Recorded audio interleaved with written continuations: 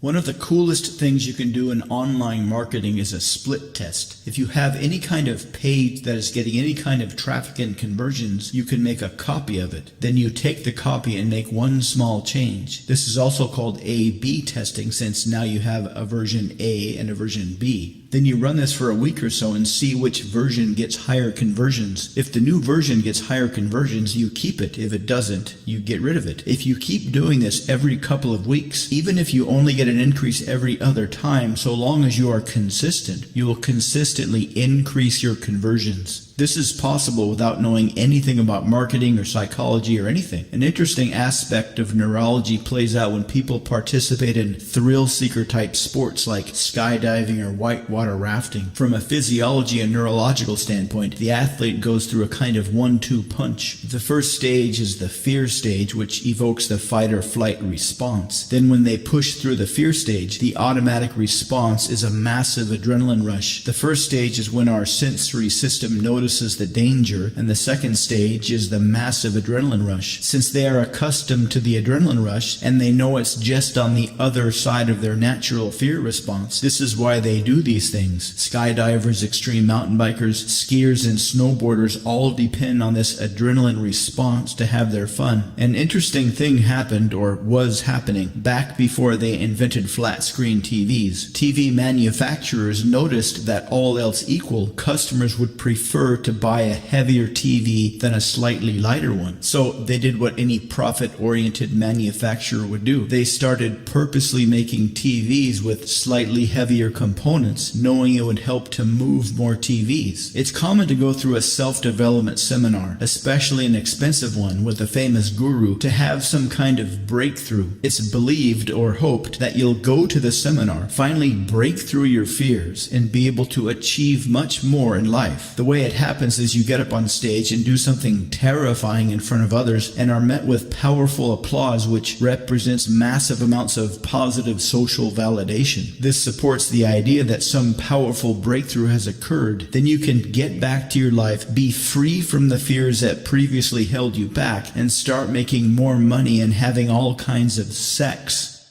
But in reality, that's not what usually happens, especially when you consider the fear-adrenaline combination that thrill seekers experience over and over. A common self-help statement that is generally believed is that if you do the thing you fear, the death of fear is certain.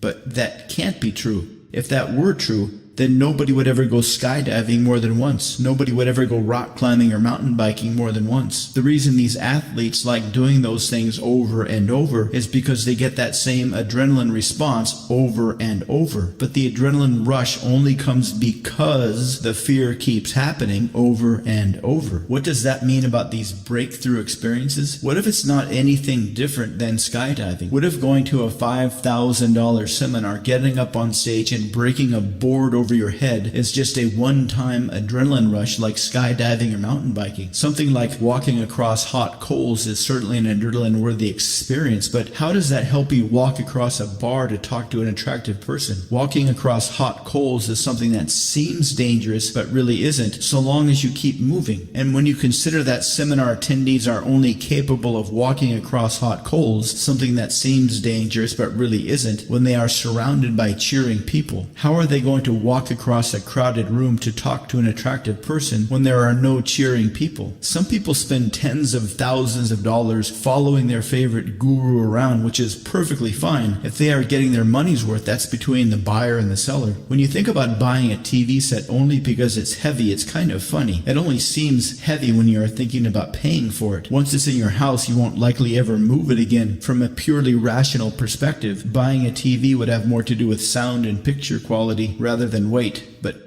humans are far from rational. The cool thing about split testing is if you have a large enough source of traffic and a scalable enough product, you could conceivably get some very high conversions. And if the cost of traffic remains relatively stable, you could get a huge ROI if you keep at it enough. If traffic costs $1 per visit and you were getting a 5% conversion and each conversion was worth $35, that would mean for every $100 you spent, you would get back $175. For every $1,000 $10 you spent, you'd get back $17.50. If you could get $1,000 in traffic per day, that would mean you could get a passive income of $750 per day, which is pretty good for not having any idea why your conversions are so high.